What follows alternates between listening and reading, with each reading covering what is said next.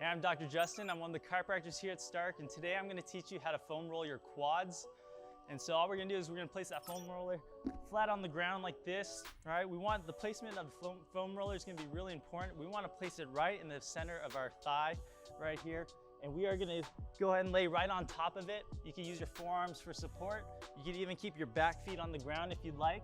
And you're just going to try to roll the foam roller all the way to our kneecap, the top of our kneecap, and then roll it all the way up to the top part of our hips. And you just keep rolling back and forth here, trying to keep that leg straight. If you want more pressure, you could, if we're gonna try to foam roller our right quad right here, you can place your left leg on top to add a little bit more pressure down into the foam roller, rolling back and forth. Now, if you find a great knot, meaning that you're finding some tenderness or tension as you foam roll that quad right there, you can isolate a little bit by bending your knee and rolling back and forth on top of the foam roller.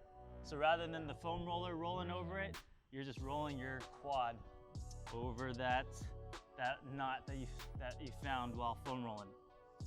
Going back and forth, you're gonna get straighten out that leg again, bringing it up and over. Most of us are pretty quad dominant from sitting all day long, and this could add more pressure into our knees and into our hips while we're weight training. So this is a great area to be foam rolling. Now again, you can also kind of roll inward a little bit to get the inside part of that quad to the knee, and you could even turn out a little bit to get more of the quad and IT band area as well. And then you can come on up, and that's how you foam roll your quads. All right, check out our other mobility videos.